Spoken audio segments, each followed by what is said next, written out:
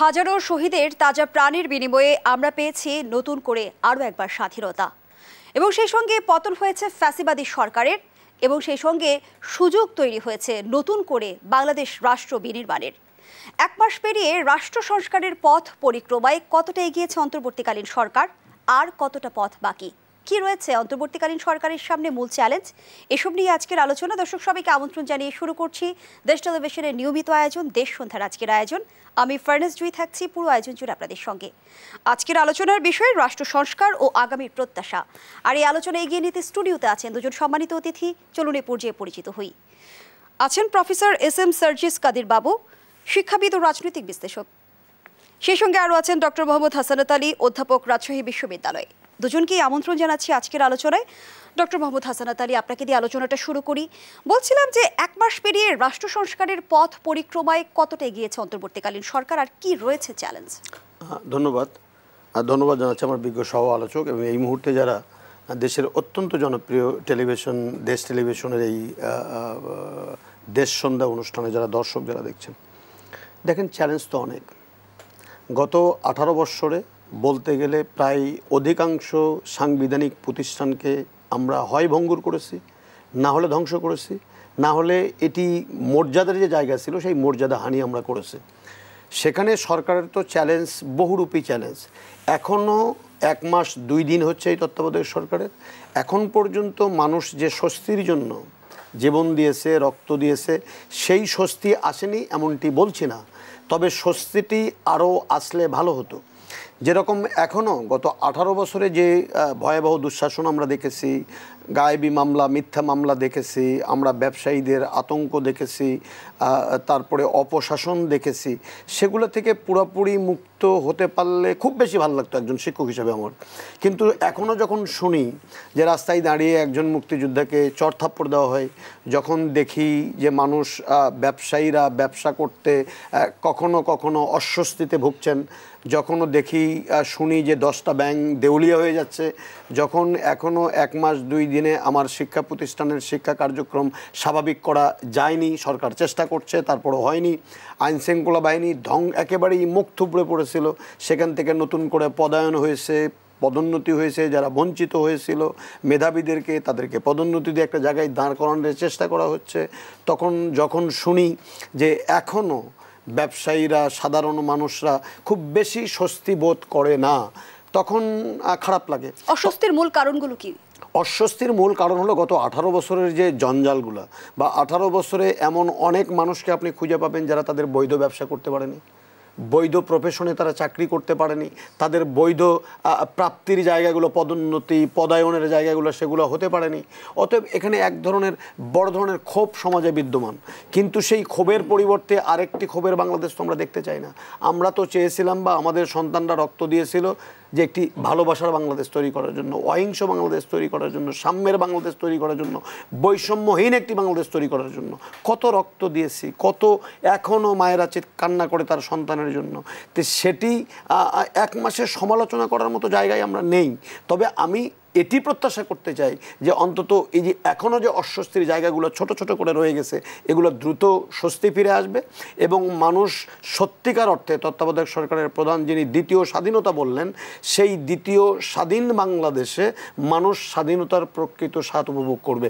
তবে এটি এখনও শেষ হয়ে যায়নি। দেখেন, আপনি আজকে এখানে কথা বলছি, আলোচনা করছি, এটা তো এই রক্তের ফল বা এই রক্তদানের মধ্য দিয়ে অর্জিত, সেটা যেন এখন কলুষিত না হয়। তবে একটা জিনিস আমাকে খুব অস্বস্তি দেয়, যারা গত 18 বছর এই পতিত সরকারের দোসর হিসেবে কাজ করলো, ব্যাংকগুলোকে ধ্বংস করে দিল, নির্বাচন ব্যবস্থাকে একেবারেই ধুলার সাথে মিশিয়ে দিল, বাংলাদেশের মর্যাদা গৌরবকে বহির্বিশ্বে ছোট করে দিল, তাদের প্রেতাত্মারা এখনও কোথাও কোথাও বসে কলকাঠি নাড়ছে এবং তারা ফিরে আসছে, আনসার লীগ হয়ে ফিরে আসছে, বিদ্যুৎ হয়ে ফিরে আসছে, গার্মেন্টসে ফিরে আসছে, বিভিন্ন নাম ধরে। অতএব এদেরকে বোধহয় কঠোরভাবে দমন করার সময় এসেছে। যদি সেটা আমরা না পারি, তাহলে দেখেন যে রক্ত দিল, যে মাটা তার সন্তানকে স্বেচ্ছায় আন্দোলনের মুখে ফিরে দিল, সেই মাটা যদি রাতে শান্তিতে ঘুমাতে না পারে, সেই মায়ের যদি কোনো ভাই যদি তাকে ফোন করে বলে যে তুমি যে সন্তানটাকে পানি দিলে, খাবার রান্না করে খাওয়ালে, তাহলে সেই দেশে কেন এখনো বৈষম্য থাকে? কেন বিশ্ববিদ্যালয়গুলো লেখাপড়া এখনো চালু হয় না, ক্লাস চালু করা যায় না? বিশ্ববিদ্যালয়গুলো অভিভাবকহীন, বিশ্ববিদ্যালয়ে অভিভাবক পাওয়া যায় না। এই যে 10টা ব্যাংক দেউলিয়া হলো, এই দেউলিয়ার জন্য দায়ী ব্যক্তিদেরকে কেন, আমি কোনো তাদেরকে মারা ধরা বা কোনো প্রতিহিংসা বলছি না, দেশে আইন আছে, দেশে বিদ্যমান আইন শৃঙ্খলা বাহিনী আছে, বিচারালয় আছে, তাদের মাধ্যমে তাদেরকে চিহ্নিত করে কোনো গায়েবী মামলা, কোনো মিথ্যা মামলা দেওয়ার একেবারেই দরকার নেই। কিন্তু ডক্টর হাসানাত আলী, আমরা 1 মাস সময়ের মতো অন্তর্বর্তীকালীন সরকারকে বেশ কিছু পদক্ষেপ নিতে দেখেছি। সেখানে আমরা দেখেছি প্রশাসনে ব্যাপক রদবদল এনেছেন তিনি। আমরা আরও দেখেছি গুম বিষয়ক কমিটি গঠন করা হয়েছে এবং সেই সঙ্গে অর্থনৈতিক চ্যালেঞ্জ মোকাবেলায় নানামুখী পদক্ষেপ গ্রহণ করা হয়েছে। সেই পদক্ষেপগুলোকে কিভাবে মূল্যায়ন করবে? একেবারেই সাধুবাদ পাওয়ার এগুলো তো মানুষ প্রত্যাশা করে। আপনি কি চান জয়ী যে এই দ্বিতীয় স্বাধীন বাংলাদেশে আবার কেউ ব্যাংক লুট করুক? নিশ্চয়ই আপনি চান না, আমি চাই না, কেউ চায়, জাতি চায় না। তাহলে সেখানে যে দেবপ্রিয় ভট্টাচার্য সাহেবের নেতৃত্বে যে শ্বেতপত্র কমিটি, নিঃসন্দেহে একটি ভালো কমিটি, কিন্তু এখন পর্যন্ত কেন দেরি হচ্ছে যে একটি ব্যাংকিং কমিশন করার জন্য? আমরা আজ 15টি বছর বলছিলাম যে ব্যাংকিং সেক্টরে এক ধরনের অসাধু ব্যবসায়ীরা এই পাবলিকের টাকা লোপাট করে নিয়ে যাচ্ছে বিদেশ থেকে। তাহলে ব্যাংকিং কমিশনের মধ্য দিয়ে এই লোপাটকারীদেরকে চিহ্নিত করা হোক, কোন কায়দা কানুন ব্যবহার করে, অপকৌশল করে এই টাকাগুলো পাচার হয়ে যাচ্ছে সেগুলোর কারণ চিহ্নিত করা হোক, এবং ভবিষ্যতে যেন এই ধরনের আরেকটি গোষ্ঠী তৈরি না হয় সরকারি পৃষ্ঠপোষকতায়, তার উপায়গুলো নির্ধারণ করা হোক। এখানে দেরি হচ্ছে, নিশ্চয়ই সরকার করবেন, নিশ্চয়ই করবেন, আমরা আশাবাদী করতে চাই। এই যে শিক্ষা প্রতিষ্ঠানে ভাইস চ্যান্সেলর নিয়োগের ক্ষেত্রে যে দলীয়করণ, কালকে আমাদের একজন সমন্বয়কারী, আমাদের সন্তান হাসনাত আবদুল্লাহ বলছিল যে মেধাবীরা নেতৃত্ব দেবে। অফকোর্স মেধাবীরা নেতৃত্ব দেবে, কিন্তু সেই মেধাবী নেতৃত্ব বের করার জন্য আপনার ছাত্র সংসদ নির্বাচন দরকার। 9 দফার মধ্যে সেটা ছিল, সেটা নিয়ে কেন কথা হয় না? সেই কথাটা আমরা শুনতে চাই, আমরা শুনতে চাই। হলে মেধাবী থাকবে সেই দাবিটা আমরা শুনতে চাই। আমাদেরকে বাধ্য করুক আমাদের সন্তানরা যে হলে কোনো বহিরাগত সন্ত্রাসীরা থাকবে না, নেতা কোনো ড্রয়িং রুম, বেডরুম বা কোনো নেতার ব্যক্তিগত অফিস থেকে তৈরি হবে না, বরং গণতান্ত্রিক পদ্ধতিতে ছাত্র সংসদগুলো নেতৃত্ব নির্বাচনের যে সূতিকাগার, সমস্ত সংসদে নির্বাচন হবে, নেতৃত্ব তৈরি হবে, মেধাবী নেতৃত্ব তৈরি হবে, যোগ্য নেতৃত্ব তৈরি হবে, সৎ নেতৃত্ব তৈরি হবে। তারা জাতীয় রাজনীতিতে যে নেতৃত্ব শূন্যতা, সেই নেতৃত্ব শূন্যতা পূরণ করবে এবং আগামীর বাংলাদেশ হবে মেধাবীদের বাংলাদেশ, তারুণ্যের বাংলাদেশ, শোষণমুক্ত বাংলাদেশ। সেটা তো ছাত্র সমাজই দেবে, আমাদের তো শেষ। কিন্তু সেই জায়গাগুলো 1 মাস চলে গেছে। এরপরে যে সংস্কারের সবচেয়ে বড় জায়গাটি, যে একটি নির্বাচন করতে হবে, সংস্কার বাদ দিয়ে নয়, অবশ্যই সংস্কার করতে হবে। কিন্তু ডক্টর হাসানাত আলী, 16 বছরের জঞ্জাল এবং দীর্ঘদিনের এই যে আমরা দেখছি যে রাষ্ট্রীয় কাঠামো যে তৈরি হয়েছে, একটা ফ্যাসিবাদী রাষ্ট্রীয় কাঠামো, সেটির সমাধান কি আসলে সহসাই আমরা পাবো কিনা, আমরা কি অসহিষ্ণু হয়ে উঠছি কিনা, সেটিও নিশ্চয়ই একটি প্রশ্ন আপনার কাছে থাকছে। সেই প্রশ্নটি ফিরছি আবারও। ধন্যবাদ জানাচ্ছি এ পর্যায়ে প্রফেসর সার্জিস কাদির বাবু। জার্জিস কাদির বাবু, আপনার কাছ থেকে যে বিষয়টি আমি একটু জানতে চাই, যেমনটি হচ্ছে যে আমরা দেখলাম যে বিগত 16 বছরের দানবীয় শাসনকালে সরকারের প্রতি জনগণের এক ধরনের অবিশ্বাস বা অনাস্থা তৈরি হয়েছিল। অন্তর্বর্তীকালীন সরকার 1 মাসে কতটা আস্থা অর্জনে সক্ষম হয়েছে? আসসালামু আলাইকুম। দেশ টিভির সম্মানিত এবং প্রাণপ্রিয় দর্শকবৃন্দ, এবং আমি সঞ্চালককে ধন্যবাদ জানাচ্ছি। একই সাথে আমার সহ আলোচক প্রফেসর হাসনাত ভাই, তাকে আমি ধন্যবাদ জানাই। আমি প্রথমেই আমাদের লাখো শহীদের রক্তস্নাত প্রিয় মাতৃভূমির যে স্বাধীনতা, যেটি 16 বছরের দুঃশাসনে গণভবনে বন্দী হয়ে পড়েছিল, তাকে মুক্ত করার জন্য ঢাকা বিশ্ববিদ্যালয়, জাহাঙ্গীরনগর বিশ্ববিদ্যালয়, জগন্নাথ বিশ্ববিদ্যালয়, রাজশাহী বিশ্ববিদ্যালয়, বেগম রোকেয়া বিশ্ববিদ্যালয়, বিভিন্ন বিজ্ঞান ও প্রযুক্তি বিশ্ববিদ্যালয়, বুয়েট, রুয়েট, কুয়েট, চুয়েট, একই সঙ্গে ডিএমসি, আরএমসি, সিএমসি, এসএমসি সহ যে সকল শিক্ষা প্রতিষ্ঠান, সরকারি বেসরকারি স্কুল, কলেজ এবং বিশ্ববিদ্যালয়ের শিক্ষার্থীরা যারা জীবন বাজি রেখে এবং জীবন উৎসর্গ করে আত্মবলিদানের মধ্য দিয়ে আমাদের এই প্রাণপ্রিয় স্বাধীনতাকে গণভবন থেকে মুক্ত করেছে, আমি তাদের প্রতি গভীর শ্রদ্ধা নিবেদন করতে চাই। এরপরে কিছু কিছু আত্মবলিদান যা আমাদেরকে খুবই আবেগ আপ্লুত করেছে, দেশবাসীকে আবেগ আপ্লুত করেছে, বিশেষভাবে সেই সকল আত্মবলিদানের যারা ইয়ামিন, আমাদের মুগ্ধ, আমাদের আবু সাইদ, আমাদের তাইয়ুম, আমাদের আরেকটা ছেলে Farhan, residential model school and কলেজের একেবারে কিশোর, তার জীবনহানি ঘটেছে। সকলের প্রতি আমি শ্রদ্ধা নিবেদন করি। যারা সমন্বয়ক হিসেবে দায়িত্ব পালন করেছেন তাদের প্রতি আমি গভীর কৃতজ্ঞতা ব্যক্ত করছি একজন শিক্ষক হিসেবে। দেখুন, একজন নবজাতক শিশুকে আপনি চাইলেই এবং আপনার প্রয়োজন হয়ে পড়লেই, আপনার যত প্রয়োজন সংসারে হোক, দেশের জন্য হোক, অঞ্চলের জন্য হোক, একজন শিশুকে দ্রুতগতিতে আপনি টেনে যুবক বানিয়ে রণক্ষেত্রে পাঠাতে পারবেন না, সময় দিতে হবে, সময় লাগবে। একটা শিশু নির্দিষ্ট সময়ে কিশোর হবে, নির্দিষ্ট সময় এলেই কেবল যৌবন প্রাপ্ত হবে, এর আগে শত চেষ্টা করেও সেটি করা সম্ভব হবে না। 16 বছরের যে দানবীয় শাসন আপনি বলছিলেন, আপনি অসহিষ্ণুতা একটি শব্দ ব্যবহার করেছেন, ফ্যান্টাস্টিক। এটি ঘটেছে 16 বছরে। 16 বছরে কেবল জাতির অর্থনৈতিক ক্ষতি হয়নি, জাতির কেবল আমাদের যে মানবাধিকার, নাগরিক অধিকার, ভোটের অধিকার, আমাদের স্বাভাবিক জীবনযাত্রার প্রণালী, এর কেবল ক্ষতি হয়নি, মনস্তাত্ত্বিকভাবে বিপর্যস্ত হয়ে পড়েছে আমাদের দেশ, আমাদের জাতি। গ্রামাঞ্চলে আমি দেখেছি সামান্য ব্যাপার আপনার সঙ্গে কথা কাটাকাটি, এর জন্য রাতে গিয়ে বিশাল মাছের পুকুরের চাষ করা মাছ বিষ দিয়ে মেরে ফেলে দেওয়া হচ্ছে, সুন্দর সুন্দর গাছের বাগানের হাজার হাজার গাছ কেটে ফেলে দেওয়া হচ্ছে, সামান্য ব্যাপারে তর্কাতর্কি হয়েছে, এজন্য আপনার শিশুকে অপহরণ করে হত্যা করে মাটির নিচে পুঁতে ফেলা হচ্ছে। এটি অসহিষ্ণুতা, এটা ভয়ানক রকমের একটি মনস্তাত্ত্বিক বিপর্যয়, সেটিও ঘটেছে 16 বছরে। একই সাথে যা যা ঘটেছে সবই তো দৃশ্যমান, আমরা সবগুলো তো জানি। তো যার ফলে সংস্কারের যে জায়গাগুলো, সেই জায়গা তো একটি দুটি জায়গা না। আজকে 59টি জেলায় আমাদের ডিসি নতুন করে দেওয়া হলো। এই ডিসি কারা? 16 বছরে যিনি প্রথমে অ্যাডমিন ক্যাডারে যোগদান করেন অ্যাসিস্ট্যান্ট কমিশনার হিসেবে, এসি বলে প্রথম যিনি যোগদান করেন অ্যাসিস্ট্যান্ট কমিশনার, তিনি 16 বছরে প্রমোশন পেয়ে যুগ্ম সচিব, জয়েন্ট সেক্রেটারি লেভেলে তিনি পৌঁছেছেন। ডিসি র্যাঙ্কের যারা, ডিএস র্যাঙ্কের যারা ডেপুটি সেক্রেটারি, সাধারণত তাদেরকে দেওয়া হয় ডিসি হিসেবে। তাহলে ডেপুটি সেক্রেটারি তিনি তো হয়েছেনই, এমনকি তিনি সম্ভবত জয়েন্ট সেক্রেটারি পর্যন্ত হয়ে গেছেন এই 16 বছরই। আমরা জানি যে সেকেন্ড লেফটেন্যান্ট হিসেবে কমিশন র্যাঙ্ক প্রথমে আর্মিকে দেওয়া হয়, সেকেন্ড লেফটেন্যান্ট, তারপরে হচ্ছে লেফটেন্যান্ট, তারপরে ক্যাপ্টেন, তারপর মেজর, তারপর লেফটেন্যান্ট কর্নেল, তারপর কর্নেল, তারপর brigadier general, major general, lieutenant general, এইভাবে উঠে যায়। আজকে 16 বছরে কমিশন র্যাঙ্কে যাদেরকে প্রথমে দেওয়া হয়েছিল আর্মিতে, আমি আর্মিদেরকে অন্যভাবে ব্যাখ্যা করছি না, আমি বোঝাবার চেষ্টা করছি, this is for better understanding. সে আজকে রীতিমতো লেফটেন্যান্ট কর্নেল এই 16 বছর, এই সময়ের ব্যবধানে। সুতরাং ডিসি হিসেবে যাদেরকে দেওয়া হলে দেওয়া মাত্র রাষ্ট্রের সংস্কার হবে, এটি হওয়া খুবই অসম্ভব, এবং এর পুরোটা কল্পনা করা, প্রত্যাশা করা আমাদের যুক্তিযুক্ত হবে না। অর্বাচীনতার মতো এটা ঘটবে। কি জন্য? এই ডিসি কারা? এই আওয়ামী লীগের সময় তৈরি হওয়া। এখন আপনি বলবেন যে তাহলে নতুন ডিসি কারা, সংস্কারের পক্ষে কারা? এই যে রক্তে ভেজা স্বপ্নময় স্বাধীনতা, আমাদের এই যে নতুন মুক্তি, আমাদের এই যে দারুণ একটি বিজয় এবং দ্বিতীয় স্বাধীনতা, একে মূল্যায়ন করার জন্য, এই প্রত্যাশা পূরণের জন্য নতুন ডিসি কোথায় পাওয়া যাবে? হঠাৎ করে নতুন ডিসি তো পাওয়া যাবে না। সাইকোলজিক্যালি এই ডিসিগুলো, এই কর্মকর্তাগুলোই সত্যিকারের, আমরা যখন দেশের মানুষ এই প্রত্যাশার সঙ্গে একমত হয়ে, এই হাজারো সহস্রাধিক শিক্ষার্থী এবং জনতা প্রাণ হারিয়েছে, এটার সঙ্গে একমত পোষণ করে নতুন একটি আবেগ, নতুন একটি প্রত্যাশা, নতুন একটি স্বপ্ন, নতুন একটি কল্পনা, এর সঙ্গে নিজের মনস্তত্ত্বকে যখন রিমেক করে তুলবেন এবং সোসাইটিতে নিজেও পরিবর্তনের জন্য ভূমিকা যখন রাখবেন, এবং যখন অন্তর্বর্তীকালীন সরকারের কর্মকাণ্ড দেখে যখন অ্যাডমিন ক্যাডার, আমাদের যারা মানে বৌদ্ধ প্রশাসন, police administration and civil administration, তারা যখন মোটিভেটেড হবে, তারা যখন মনে করবে যে এই দেশে আর অন্যায়, অপকর্ম, নোংরামি, দুরাচার, অনাচার, দুঃশাসন এগুলো আর করা যাবে না, কাউকে বিশেষভাবে ওয়েলিং করে বিশেষ সুবিধা কাউকে পাইয়ে দেওয়া, এটি আর করা যাবে না। আপনি জানেন নিশ্চয়ই যে this is very unfortunate, but it is happening all over the country, and this information is simply very surprising, but it is true. এবং আমরা খুবই ব্যথা পেয়েছি এটার জন্য, যে অনেকে ইতিমধ্যে দুঃশাসনের সঙ্গে যারা জড়িত ছিল তাদেরকে অর্থের বিনিময়ে শেল্টার দিয়েছে, বাঁচাবার চেষ্টা করেছে।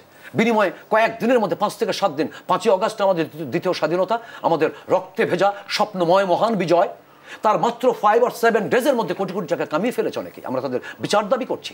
আমাদের বক্তব্য একটাই, অপরাধ যারা করেছে প্রত্যেকের বিচার আমরা চাই, কিন্তু বিচারিক প্রক্রিয়ার মধ্য দিয়ে বিচার হতে হবে। বিচারিক প্রক্রিয়ার কথা কিন্তু অন্তর্বর্তীকালীন সরকারও বলছে, তারা বলছে কোনোভাবেই তারা মব জাস্টিস সমর্থন করে না, কিন্তু মব জাস্টিস কেন আমরা থামাতে পারছি না, সেটি একটি প্রশ্ন। আপনি মানসিকতার পরিবর্তনের কথাটা বলেছেন, সে বিষয়ে একটু নিশ্চয়ই বিস্তারিত বলবেন। একটা বিরতির সময় হয়েছে, বিরতি নিয়ে ফিরছি। দর্শক, দেশ সন্ধ্যার এই পর্যায়ে একটা বিরতি নিচ্ছি, সাথেই থাকুন।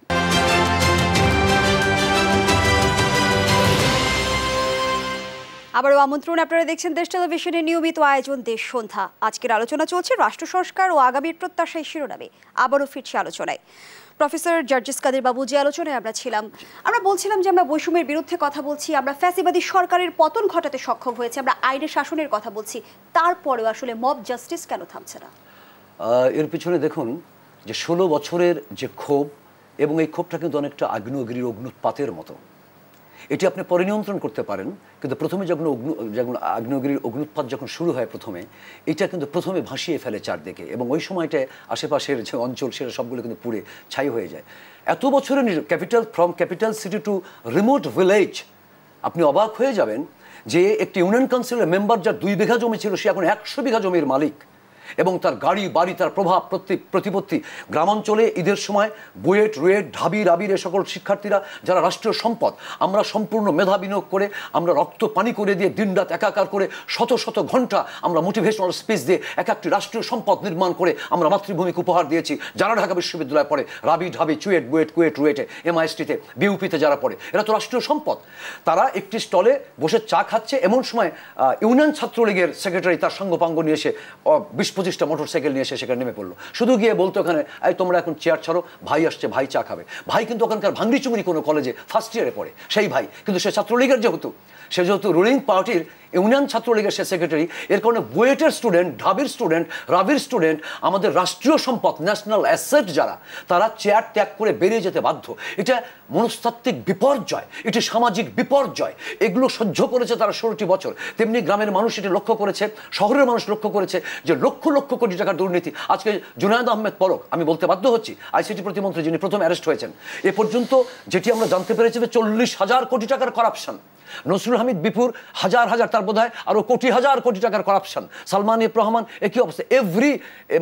এভরি পার্সন, সেটা হতে পারে he may be the member of the cabinet, he may be the member of the parliament, whatever it is, যাই হোক না কেন, এবং ছোট ছোট পদে থেকেও তারা এটা করেছে। চোখের সামনে সবাই দেখেছে। মানুষ কোনোভাবে ভোট দিতে পারেনি। 14 সালে 154টি সিটে কোনো নির্বাচন হয়নি। 2014 সালে 154, যেখানে 300টি সিট, 151 সিট পেলে গভর্নমেন্ট ফর্ম করা যায়, 154 সিটে কোনো নির্বাচন হলো না। এই অবস্থায় রাষ্ট্র চালিয়ে দেওয়া হলো, 5 বছর কন্টিনিউ করা হলো পার্লামেন্ট। 2018 সালে রাতে ভোট দিয়ে ভরিয়ে দেওয়া হলো, সবাই প্রতিবাদ করলো, কানে নেওয়া হলো না। 2024-এ এসে চূড়ান্ত তামাশা করা হলো জাতির সঙ্গে। নিজের দলেরাই বললো যে 2 পক্ষ হয়ে যাও, যে তোমরাই নির্বাচন করো। মানুষ অত্যন্ত ক্ষিপ্ত ছিল, বিরক্ত ছিল, অগ্নিগিরির মতো ফুঁস ছিল মানুষ। তারই বিক্ষোভ আমরা দেখেছি। কিন্তু তার মানে এই নয় যে আইন তারা নিজের হাতে তুলে নেবে। আমরা জানি যে প্রত্যেকটি বিচার হবে, but it has to B through the legal process. এটা হতে হবে। এখন আপনাকে আমি উদাহরণ দিই, হিরো আলম যদি আপনি প্রসঙ্গ তুলেন, তাকে তুলে নিয়ে এরকমভাবে পিটানো এবং তাকে কান ধরে উঠবস করাবেই তো, তাৎক্ষণিকভাবে করাবেই তো। আমরা আন্দোলন করছি, জীবন বাজি রাখছি রাজপথে 16টি বছর ধরে একটি সত্যিকারের গণতান্ত্রিক পরিবেশ তৈরি করার জন্য, এবং সত্যিকারের একটি ভোটাধিকার, একটি free fair and credible election under the caretaker government আমরা চেষ্টা করছি। হিরো আলম বারবার করে এমপিতে দাঁড়াচ্ছে, যেখানে সিট ফাঁকা, যেখানে বাই ইলেকশন, চলে গেল হিরো আলম, সেখানে এমপি ইলেকশন। এবং এক পর্যায়ে আমি ভীত হয়ে গেলাম, যেহেতু প্রেসিডেন্টের দাঁড়াবে কয়েকদিন পর, মনে হচ্ছে রাষ্ট্রপতি দাঁড়িয়ে পড়বে হিরো আলম। তাকে তো এখন হঠাৎ করে একটি ক্ষিপ্ত জনগোষ্ঠী তুলে নিয়ে গিয়ে কাম ধরে উঠবস দুটো। রাজনীতি বাস্তবতার মুখোমুখি কেন দাঁড়ালো? এর পেছনে দায়ী কারা? কোনটা? রাজনীতি এই বাস্তবতার মুখোমুখি কেন দাঁড়ালো? কারণ রাজনীতিকে বিনষ্ট করে, রাজনীতির যে সত্যিকার অর্থে তার যে নিজস্ব চারিত্রিক বৈশিষ্ট্য, সেই বৈশিষ্ট্য তো নেই। আপনি কি পার্লামেন্টে দেখেননি যে কাজের মেয়েকে এমপি বানিয়েছিলেন আমাদের এই পতিত স্বৈরাচারী সরকার শেখ হাসিনা, যিনি হাতে লেখা নিয়ে এসেও পাঠ করতে পারছিলেন না? কি করেননি তিনি? কোনটা করেন? প্রফেসর জার্জিস কাদের বাবু, বলা হয়ে থাকে, ইতিহাস ঘেটে থাকলে আমরা দেখে থাকি যে আসলে আমাদের রাজনৈতিক দলগুলো ক্ষমতা পেলে একই আচরণ করে। আবারও যে দানবীয় শাসনের পুনর্বাসন হবে না, সেই নিশ্চয়তা আমরা কোথা থেকে পাবো? ফাইন, ভেরি ফ্যান্টাস্টিক কোশ্চেন, এবং very critical question, very intelligent question, এবং খুবই যুগোপযোগী এই প্রশ্নটি। দেখুন, মানুষ স্বপ্ন দেখে, স্বপ্ন দেখে পথ চলে। মানুষের স্বপ্ন দেখতে হয়, স্বপ্ন দেখেই বেঁচে থাকতে হয়। কল্পনা করে আপনি মৃত্যুকে, আপনাকে যদি আজকে মৃত্যুর তারিখ আপনার সামনে উপস্থাপন করে দেওয়া হয়, কোনো গায়েবীভাবে জানিয়ে দেওয়া হয়, তাহলে আপনি আর পথ চলতে পারবেন না। আপনি জানেন যে অনন্তকাল আপনি বেঁচে আছেন, তাই তো আপনি পথ চলতে পারছেন। সুতরাং আমরা 54 সালে, আমরা প্রথমে 52 সালে ছাত্ররা জীবন দিয়েছে, শহীদ হয়েছে, রাষ্ট্রভাষা বাংলা হয়েছে। 54 যুক্তফ্রন্ট নির্বাচনে আমরা জীবন দেওয়ার দরকার হয়নি। 58 সালের যে সামরিক শাসন বিরোধী আন্দোলন, সেটা করেছে ছাত্ররা। 62 সালে শিক্ষা কমিশন আন্দোলন করেছে ছাত্ররা। 66 সালের 6 দফা আন্দোলন সফলভাবে করেছে ছাত্ররা। 69 সালে গণ অভ্যুত্থানে আসাদুজ্জামান আসাদ, যেটা আসাদ গেট, সে আসাদ জীবন দিয়ে আত্মবলিদান করেছে। আমাদের ডক্টর জোহর আসে বিশ্ববিদ্যালয়ের প্রফেসর, তিনি আত্মবলিদান করেছেন দেশের জন্য। তারপরে যখন মহান মুক্তিযুদ্ধ, তারপরে তো সেটা আমরা পেলাম না। এরপরে আবারও স্বৈরাচার, আবার 90 সাল, এখানে মারা গেল রাউফুল মহসিনের ঢাকা বিশ্ববিদ্যালয়, তাজুল ইসলাম মারা গেল রাজশাহী বিশ্ববিদ্যালয়, শাহজাহান সিরাজ, হকার আজিজ, সর্বশেষে মারা গেল হচ্ছে ট্যাক্সি চালক আমাদের, যেটা ওই যে নূর কি নাম, নূর স্কোয়ার যেটা আমরা বলি আর কি, সে মারা গেল, এবং মারা গেল ডাক্তার মিলন। এদের মৃত্যুর মধ্যে 90 সালে আমরা নতুন করে আবারও স্বৈরাচার মুক্ত হলাম। কি হলো? তারপরেও যে দুঃশাসন, সেটা ঘিরে ফেললো আমাদেরকে। কিন্তু আমি বিশ্বাস করি যে এবারে যেভাবে শত সহস্র শিক্ষার্থী, অভিভাবক, দেশের মানুষ 16 বছরের দানবীয় শাসন এবং এই ভয়াবহ নির্যাতনের মধ্য দিয়ে নতুন একটি স্বপ্ন এবং রক্তের স্রোতে ঢাকা শহর সহ বাংলাদেশের বিভিন্ন রাজপথ ভেসে গিয়েছে, তারই মধ্যে দিয়ে আমরা নতুন করে আমরা এটাকে আবার স্বাধীনতাই বলছি। এর আগে আমরা স্বৈরাচারের পতন বলেছি 90, স্বাধীনতা বলি। কিন্তু রাজনীতিতে যদি সংস্কার না আসে তাহলে এই স্বাধীনতা আমরা কতদিন ধরে রাখতে পারবো সেটা একটি বড় প্রশ্ন। সেই আলোচনায় ফিরতে চাই পরবর্তী অংশে। একটুখানি ফিনিশিং দিই, একটু বিস্তারিত শুনি পরবর্তী অংশে। একটু ফিনিশিং দিই যে আমরা এবার যেভাবে স্বপ্ন দেখছি এবং যেভাবে শিক্ষার্থীরা রাজপথে এখন পর্যন্ত জেগে আছে, ঘরে তারা ফিরছে না, তারা সংস্কার না হলে নির্বাচন হবে না, তারা ঘরে ফিরবে না, আমরাও সেটা চাই না। যার ফলে আমি অত্যন্ত দৃঢ়তার সঙ্গে বিশ্বাস করি যে এবার সংস্কার হবে। ধন্যবাদ জানাচ্ছি আপনাকে ডক্টর হাসানাত আলী। যে আলোচনায় আমরা ছিলাম যে 16 বছরের জঞ্জাল, দানবীয় শাসনকালের কথা আমরা বলছিলাম এবং দীর্ঘদিন ফ্যাসিবাদী সরকারের শাসন ব্যবস্থায় যে ফ্যাসিবাদী রাষ্ট্রীয় কাঠামো তৈরি হয়েছে তার আসলে সহসাই কি একটা পরিবর্তন আসবে? দেখেন, সংস্কার করতে হবে, সংস্কার প্রয়োজন, কিন্তু সংস্কারের মূল জায়গাটা কোথায়? এটি তো 1 মাসের আন্দোলনে একটা দেশ স্বাধীন হয়ে গেছে এমনটি ভাবার কোনো যৌক্তিক কারণ নেই। গত 18টি বছর এই অগণতান্ত্রিক সরকারকে ক্ষমতাচ্যুত করার জন্য বা তাদেরকে একটি গণতান্ত্রিক রূপ দেওয়ার জন্য যে উনি যে ভোটের কথাগুলো বললেন 14, 18, 24, সেগুলো তো আসলে আদতে কোনো নির্বাচন ছিল না। তো এরকম একটা ব্যবস্থার মধ্য দিয়ে মানুষ খুবই উত্তপ্ত ছিল, মাঠ উত্তপ্ত ছিল এবং মাঠের যে ধূলিকণা সেগুলো উত্তপ্ত ছিল। পাশে এই রাজনৈতিক দলগুলো একটা লাইটারও রেখেছিল, কিন্তু লাইটারটা জ্বালাতে পারেনি। আমার সন্তানরা শুধু লাইটারটা দিয়ে এই উত্তপ্ত বালুকণাকে একটা অগ্নিগিরির মতো ফুটিয়ে দিয়েছিল। তো এই বাংলাদেশে আমাদের মূল সংকটের জায়গা কিন্তু নির্বাচন, জনগণের সরকার প্রতিষ্ঠা করা। সব আপনি রাতারাতি করে ফেলে দেবেন বা সমস্ত সরকার করতে হবে, সংস্কার করতে হবে, এমনটি অন্তত আমি মনে করি না। আপনার মূল বিষয়টি হলো যে নির্বাচন। কি নির্বাচন? যে নির্বাচনের জুই আপনি আপনার ভোট দেবেন, আমি আমার ভোট দেব, উনি আমরা ভোট দেবেন এবং রাষ্ট্রের প্রকৃত মালিক জনগণ। এই মালিকানা জনগণ ফিরে পাবে। 90-এর স্বৈরাচার বিরোধী আন্দোলনে আমরা স্লোগান দিতাম, আমার ভোট আমি দেব, যাকে খুশি তাকে দেব। সংস্কারটা সেই জায়গায়। তাহলে সেটা যদি করতে চান তাহলে সংবিধানকে 15 সংশোধনীর মধ্য দিয়ে যে একদলীয় নির্বাচন বা দলীয় সরকারের অধীনে নির্বাচন করার যে একটি আপনি স্থায়ী বন্দোবস্ত করলেন, ক্ষমতা দীর্ঘায়িত করার বন্দোবস্ত করলেন, দলীয় প্রধান ক্ষমতায় থেকে নির্বাচন করবেন, নির্বাচন সুষ্ঠু হলো না এবং বাংলাদেশের ইতিহাসে কোনো দলীয় সরকারের অধীনে নির্বাচন সুষ্ঠু হয় নাই।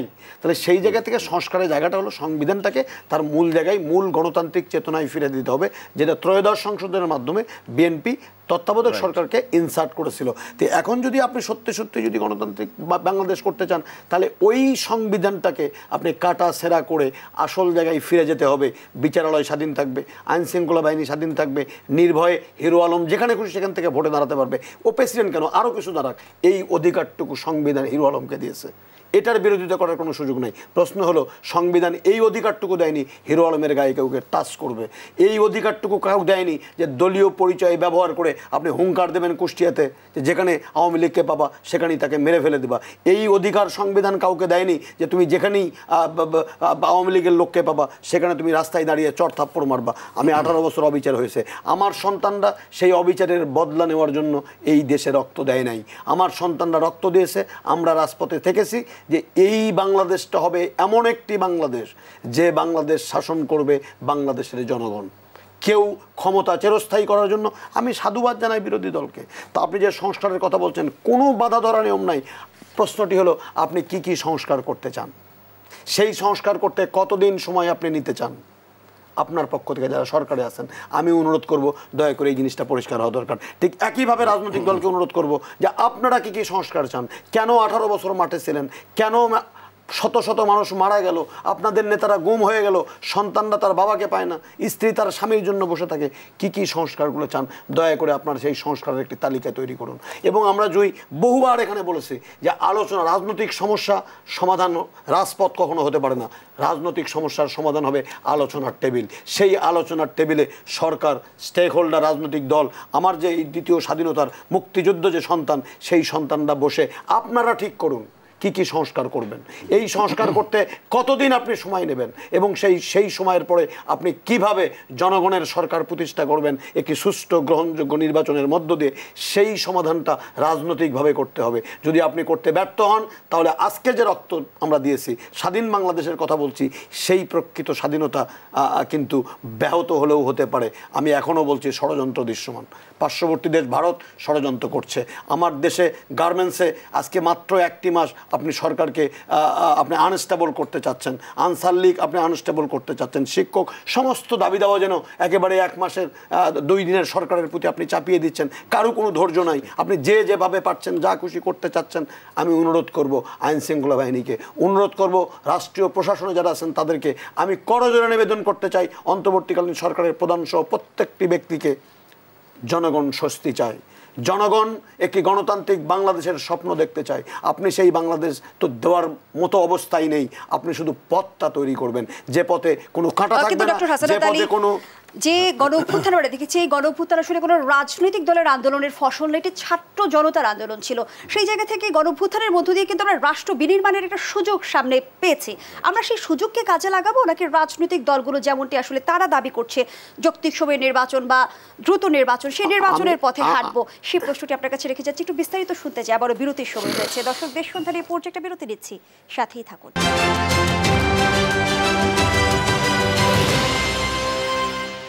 ফিরে এলাম, আপনারা দেখছেন দেশ সন্ধ্যা। আমরা আবারও ফিরছি আলোচনায়। ডক্টর হাসনাত আলী, যে আলোচনায় আমরা ছিলাম, এই মুহূর্তে আসলে কোনটি বেশি জরুরি, গণঅভ্যুত্থানের মধ্য দিয়ে পাওয়া রাষ্ট্র বিনির্মাণের সুযোগ কাজে লাগানো, নাকি নির্বাচনের পথে হাঁটা? দেখেন, এই সুযোগটা কাজে লাগাতে হলেই কিন্তু আপনাকে একটি গ্রহণযোগ্য নির্বাচনের পথ তৈরি করতে হবে। এই দেশটি আজ হোক, কাল হোক, পরশু হোক পরিচালনা করবে রাজনীতিবিদরা। ভুলে গেলে চলবে না যে কোনো গণ অভ্যুত্থানের মধ্য দিয়ে, একটা সংগ্রামের মধ্য দিয়ে, স্বাধীনতা যুদ্ধের মধ্য দিয়ে দেশ স্বাধীন হয়েছে সত্য, কিন্তু এই দেশটা বিনির্মাণ হয়েছে কিন্তু রাজনৈতিক নেতাদের হাত দিয়ে। দেশের অর্থনীতি বলি, উন্নয়ন বলি, হয়নি বলা তো যাবে না। আজকে 52 বছরের বাংলাদেশ, এটি তো রাজনীতিবিদদের হাত দিয়ে।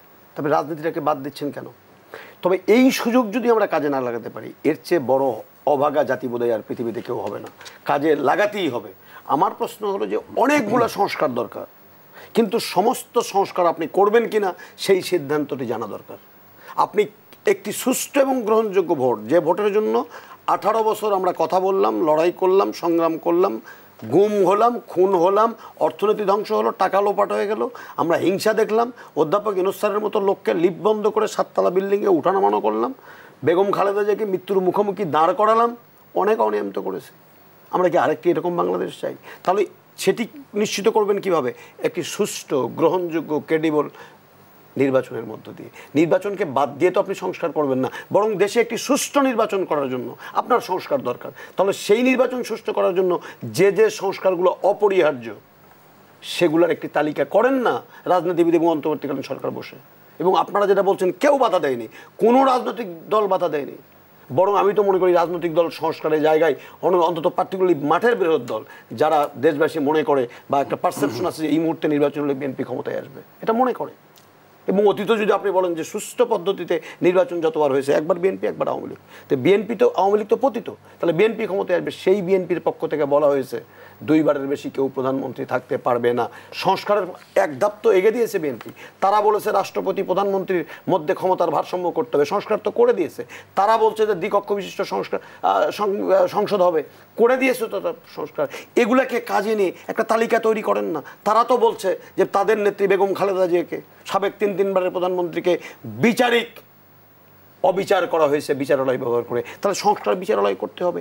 আইন শৃঙ্খলাকে নিয়ে ব্যবহার করে তাদেরকে অসম্মান করা হয়েছে। ডক্টর হাসনাত আলী, বিগত সময়ে আমরা যেমনটি দেখেছি, প্রতিটি রাজনৈতিক দলে আসলে ক্ষমতাকে দীর্ঘায়িত করার অপরাজনীতি করেছে। না, এখন তো একটি ধাপ, এই সংগ্রামের পরে তো একটি ধাপ আমরা পেয়েছি যে বিএনপি এই মুহূর্তে সবচেয়ে বড় দল, জনপ্রিয় দল, তারা বলছে যে না, আমরা 2 বারের বেশি ক্ষমতায় থাকতে চাই না। এবং তারা এটাও বলেছে যে দেশে সুষ্ঠু নির্বাচন হোক। তাদের নেতা তারেক রহমান বলেছেন সুষ্ঠু নির্বাচন হোক, তাতে যদি বিএনপি বিরোধী দলে থাকে তাতেও তার কোনো আপত্তি নেই। এর চেয়ে বড় সংস্কারের জায়গা, আপনি বলছেন নিজেদের সংস্কার, দলের মধ্যে সংস্কার, এটি এর চেয়ে বড় সংস্কারের জায়গা তো আর কি হতে পারে? যে দলীয় প্রধান বলছেন প্রয়োজন বোধে বিরোধী দলের আসনে বসবো, কিন্তু মানুষ তাদের ভোটাধিকার ফিরে পাক, এই সংগ্রামে আমরা অংশগ্রহণ করতে চাই। এটাকে আপনি কাজে লাগাবেন না? আমার ছাত্ররা যা বলছে, বিএনপি একই কথা বলছে, তাহলে একই কথা যদি বলি, তাহলে এই বিরোধ তৈরি যে কারণে হচ্ছে সেই কারণগুলো চিহ্নিত করে আপনি সমাধানের পথে হাঁটবেন না। গত 18 বছর আওয়ামী লীগ নেত্রী একটি কথা শোনেনি, কোনো মানুষের মতামতকে শ্রদ্ধা করেনি, কোনো ছাত্র, যুবক, শ্রমিক, কৃষক, শিক্ষকের কথাকে মূল্য দেয়নি। ইভেন বিশ্ববিদ্যালয়ের শিক্ষকদের পর্যন্ত তুই-তুকারি করা হয়েছে, ছাত্রদেরকে রাজাকারের বাচ্চা বলে গালি দেওয়া হয়েছে। আপনি কি আরেকবার এই সমস্ত শব্দগুলো শুনতে? কিন্তু নির্বাচনী ব্যবস্থার উপর আসলে আস্থা কি রয়েছে? নির্বাচনী ব্যবস্থা সংস্কার না হয়ে গ্রহণযোগ্য নির্বাচন হবে? আমি আপনাকে সেটাই বলার চেষ্টা করছি যে এই যে আস্থাহীনতা, সেই আস্থাহীনতা তৈরি করার, দূরীভূত করে একটি আস্থা তৈরি করার জন্য নির্বাচনী ব্যবস্থা তৈরি করার জন্য যা যা সংস্কার করা দরকার সেই সংস্কার করার জন্য প্রত্যেকটি রাজনৈতিক দল রাজি। তারা বলেছে প্রকাশ্যে এবং তার সাথে দেখা করে। আমি শুধু বলতে চাচ্ছি যে আপনি এই কি কাজগুলো করবেন আস্থা ফিরানোর জন্য, সেটি বলতে সমস্যাটা কোথায়, এবং সেটা সবার মতামতকে সন্নিবেশিত করে ইনক্লুসিভ একটি যদি রোডম্যাপ বা রূপরেখার কথা বলছেন আপনি। ধন্যবাদ জানাচ্ছি আপনাকে প্রফেসর এস এম জার্জিস কাদের বাবু। যে আলোচনায় আমরা ছিলাম, গণতান্ত্রিক অভিযাত্রায় যদি বাংলাদেশের আমরা প্রেক্ষাপট তুলে ধরি, বারবার হোঁচট খেয়েছে বাংলাদেশ। আমরা বিরাজনীতিকরণ থেকে শুরু করে স্বৈরশাসন, গণতন্ত্রের মোড়কে স্বৈরতন্ত্র সবই দেখেছি। সেই জায়গা থেকে সুস্থ গণতান্ত্রিক ধারায় ফিরতে কি করণীয়? দেখুন, একটি বিষয়, এটা দিস ইজ প্রুভেন, আপনারা সবাই জানেন এবং আমরা এটা স্বীকারও করি, just after liberation this is 52 years, এবং এই সময়ের মধ্যে 4টি নির্বাচন, একটি হলো 90, একটি 96, একটি 2001, একটি হলো 2008। এই 4টি নির্বাচন it was definitely free, fair and credible, এবং জাস্ট বিকজ অফ দিস যে এটা আন্ডার দ্য কেয়ারটেকার গভর্নমেন্ট হয়েছিল, তত্ত্বাবধায়ক সরকারের অধীনে। গোটা দেশবাসী আনন্দে মুখরিত পরিবেশে উল্লাস করে ভোট প্রদান করেছে, এবং ভোটের রেজাল্ট নিয়ে কেউ কোনো বিতর্কে জড়ায়নি। এই 4টি নির্বাচন, এবং 4টি ছিল তত্ত্বাবধায়কের অধীনে। সুতরাং পঞ্চদশ সংশোধনের মধ্য দিয়ে যে ঘটনাটা ঘটানো হয়েছে, এবং তার মধ্যে আদালতকে জড়িয়ে এবিএম খায়রুল হক যে রায়টা প্রদান করেছিলেন বিচারপতি, এটাকে জড়িয়ে যে কাজটি করেছিলেন আমাদের এই স্বৈরাচারী সরকার, দানবীয় সরকার শেখ হাসিনা যেটি করেছিলেন, তিনি এটি করে সম্পূর্ণভাবে ক্ষমতাকে দীর্ঘায়িত করবার চেষ্টা করেছেন। প্রথম যে কাজটি করতে হবে একদম নিশ্চিতভাবে, এবং এটা সবাই একমত এই মুহূর্তে, সেটি হলো কি, যে অবশ্যই প্রতিটি নির্বাচন অনুষ্ঠিত হবে তত্ত্বাবধায়ক সরকারের অধীনে। দিস ইজ ফার্স্ট, এর কোনো বিকল্প বাংলাদেশে নেই, এবং এটা মিনিমাম এই চর্চা চলবে 50 ইয়ার্স। আমার কাছে মনে হয় 50 ইয়ার্স যদি চলে, তারা ডেমোক্রেসিকে আমরা ইনস্টিটিউশনালি এস্টাবলিশ করতে সক্ষম হব। আর একটা বিষয় হলো এই যে সেটা যে আমাদের যেটি হাসান ভাই একটুখানি বলছিলেন, উনি বলেছেন, আমাকে একটুখানি দ্বিমত বিনয়ের সঙ্গে আমি করছি ওই জায়গায়, হিরো আলম প্রসঙ্গ নিয়ে। উনি কিন্তু বলেছেন যে আমাদের বালিকণা ধুলিকণা পর্যন্ত উত্তপ্ত হয়েছিল 16 বছরে, খালি একটি আগুন ছাত্ররা জ্বালিয়ে দেওয়ার সাথে উত্তপ্ত হয়ে অগ্নিগিরির বিস্ফোরণ ঘটে গেল। ওই তো তারই ফলেই তো 2-4টা চটথাপ্পড় হিরো আলমকে মারা, যে সারা দেশ আমরা নির্বাচনের বিরোধিতা করে মাঠে জীবন দিচ্ছি, আমরা জেল খাটছি, আমরা জেলের জায়গা নাই, আর তিনি যেখানে যেখানে নির্বাচন হচ্ছে তিনি ছুটে বেড়াচ্ছেন, মজা করছেন, তামাশা করছেন, এবং সেটা আমাদের সার্কাসের জোকারের মতো করে। এটি তো মেনে নেওয়ার মতো না, তারই জন্য এইটুকু ঘটনা ঘটেছে, কিন্তু সেটি হওয়া উচিত নয়, সেটিও হওয়া উচিত নয়। তারপরে এটা হিট অফ দি মোমেন্টে ওইরকম ব্যাপার হয়তো ঘটেছে। আসলে ব্যাপারটা কি, যে আমাদের অতুল প্রসাদ সেন, আমাদের পঞ্চকবি, যে যাদের আমরা বাংলা সাহিত্যের পঞ্চপাণ্ডব বলি, এবং বাংলা গানের যে মহারথী বলে 5 জনকে, একজন রবীন্দ্রনাথ ঠাকুর, কাজী নজরুল ইসলাম, অতুল প্রসাদ সেন, রজনীকান্ত সেন এবং দ্বিজেন্দ্রলাল রায়। তো অতুল প্রসাদ সেন একটি গানে বলেছিলেন যে নয়নে বাদল, গগনে বাদল, জীবনে বাদল ছাহিয়া, এসো হে আমার বাদলেরও বধূ, চাতকে নিয়ে আছে চাহিয়া। আমরা আমাদের আয়োজনের একেবারেই শেষ পর্যায়ে ধন্যবাদ জানাচ্ছি। এক লাইনে শেষ করব। দেখুন, আমি সংস্কার, প্রধানত শিক্ষার সংস্কার দরকার, অর্থনৈতিক সংস্কার দরকার, সাংবিধানিক সংস্কার দরকার, প্রাদেশিক একটা ব্যবস্থা করে সেখানে একটা সংস্কার আনা দরকার, ডিসেন্ট্রালাইজেশন করে, এবং সেটি করলে আমাদের রাজধানী মুক্তি পাবে, দেশবাসী উপকৃত হবে। আমি ফিনিশ করবো আপনাকে এই বলে যে আমি নিজে আগামী নির্বাচনে একজন এমপি পদপ্রার্থী, তারপর আমি চাই না যে দ্রুতগতিতে নির্বাচন হোক, আমি চাই সংস্কার হোক আগে। ধন্যবাদ জানাচ্ছি আপনাদের দুজনকে। এই দর্শকের সাথে শেষ করছি দেশবন্ধুর আজকের আয়োজন। ধন্যবাদ এতক্ষণ আমাদের সাথে থাকার জন্য। Thank you.